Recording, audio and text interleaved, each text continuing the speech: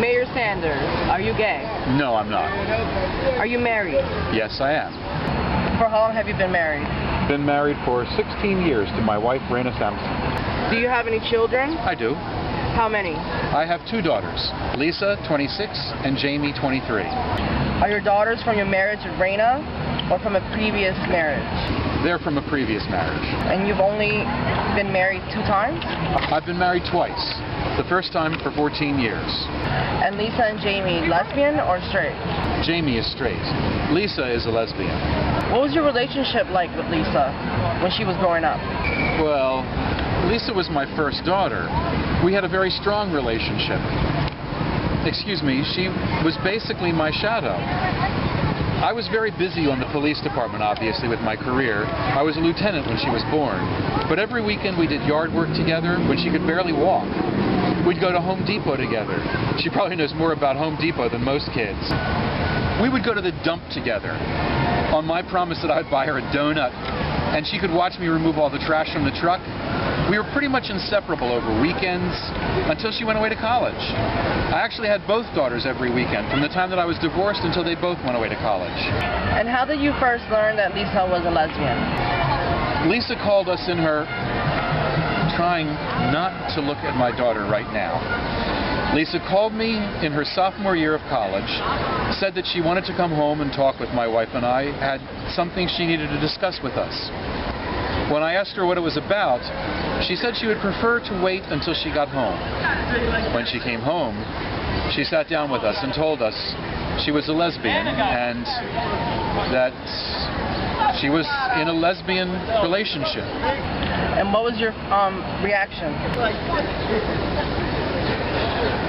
Well, it was one where I felt overwhelming love. I realized how difficult this was for her. I realized how difficult it was to tell your parents that you were a lesbian. I told her that I felt very strongly that we loved her more than we ever would, that we would be there to support her in every step of the way. But I also told her that I thought I had concerns and that I thought it was very tough on gay people in society. Were you upset at all? I was very proud of her for coming and letting us know. And when you say you were concerned, why were you concerned? Well, I have been a police officer for 26 years. During that time, I had seen what happened to people who came out, who had either a gay or a lesbian relationship. Go back to when I was a young police officer. We had a sergeant on our squad. This was in the early 70s. San Diego was very conservative at that time. Very good sergeant. He came to us and told us he was gay. And it wasn't long after that, and I had talked with several squad members, we still respected him tremendously, but it wasn't long after that that he left the police department. Literally driven out. I'm sorry. I also, through the years, have seen violence against the gay community simply because people were gay. We had a series of crimes that would occur in the part of San Diego that had a lot of gay people there. The gay bashings, the robberies. We had a death occur there in the early 90s. That was a part of the series of that. I had seen a lot of that sort of thing. Had heard the slurs and heard the comments that people make. Mr. Mayor, when you first ran for mayor, did you take a position on the issue of marriage equality? I did. And what was your position? My position was that I thought civil union was a fair alternative. And why did you take that position? Number one, to put it in context, I was running during a very difficult time in San Diego's history. We were being investigated by a range of federal authorities, by the SEC, by the U.S. Attorney, by the district attorney. We were facing huge financial problems. And I felt that in the context of the election campaign, that the issues of gay marriage were not something that the city of San Diego or I could have an impact on. I also was a Republican, and I felt that civil unions were as a fair alternative to marriage. Did there come a time when you changed your position on Yes. issue of marriage equality? Yes, I did. And what was that? It was in September of 2007. The City of San Diego, the City Council, passed a resolution to file an amicus brief on behalf of the City of San Diego supporting the City of San Francisco on a lawsuit. And that came to my desk, and I had to make a decision whether to veto or whether to sign the resolution. And what was your decision? My decision was to sign the resolution. Did you make a public announcement to explain the reasons for your decision? I did. And was that announcement videotaped? Yes, it was. It is your understanding that that videotape is widely available. It was on YouTube. I received letters and emails from around the world talking about seeing that on YouTube. Your Honor, at this point, I would like to play Plaintiff's Exhibit 186, which is a video recording of the announcement. Very well. I ask that Exhibit 186 be admitted into evidence, Your Honor. No objection. 186 is admitted. Mr. Mayor, you're obviously very emotional during that press conference. Can you tell us why?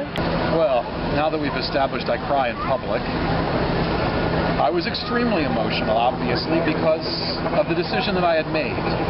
I was emotional because of the fact that I felt I came very close to making a bad decision, one that would affect literally hundreds of thousands of people. I came very close to showing the prejudice that I obviously had to my daughter, to my staff, and to the community of San Diego. And I think that what hit me when I started reflecting that night was that I had been prejudiced, and that I was showing that prejudice in the position to veto that. I was saying that one group of people did not deserve the same dignity and respect, did not deserve the same symbolism about marriage. And I was saying, in effect, that their marriages were less important than the marriages to heterosexual couples. So all of those things came into it. Do your daughter, Lisa, talk you into signing the resolution? Well, quite to the contrary. What do you mean by that? Lisa worked on my campaign. She was with me every step of the way, along with my wife and my other daughter. Lisa felt that the position on civil unions was one that she understood, was one that she felt the community understood, and one that was probably politically palatable to the base of support that I had. And she felt that it was important that I be reelected because I was a good mayor in her estimation, and that it was acceptable under those circumstances. What convinced you to sign the resolution? Well, as I said in the video, I struggled with this from the time I took the position on civil unions. The night before the press conference, though, I invited a group of individuals from the gay and lesbian community, some of them my neighbors, some of them my friends, some just acquaintances, and I wanted to give them the courtesy of telling them that I intended to veto the resolution.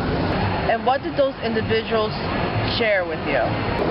Well, you know, I suppose what I expected was that they'd say civil unions are fine.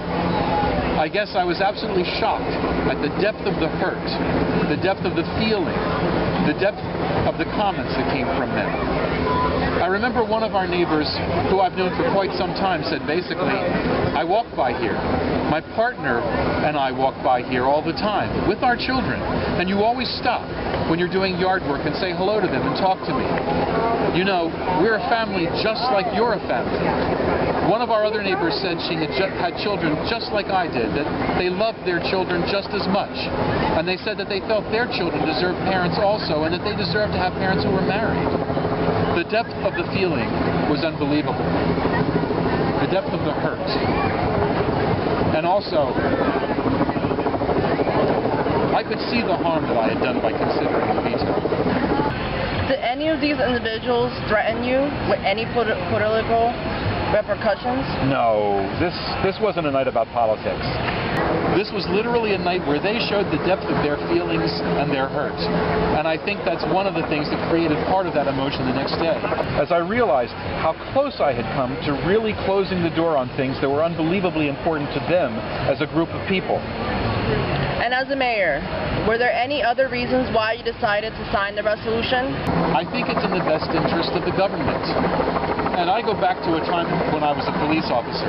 I know how easy it is to discriminate against people when you hear discrimination, or you hear slurs, or you see unequal treatment by the leadership of the department. I felt very strongly that it was important we treat everybody equally in our community policing and planning. We went to every community in San Diego, African American, Asian, Latino, gay, lesbian. We told them we wanted to police them like they wanted to be policed, and we wanted them to be a part of that policing. I know it's also difficult if you're in a relationship and you can't talk about it at work. You can't tell people that you have a partner. You can't tell people that you're married or you have children if you're a gay or lesbian.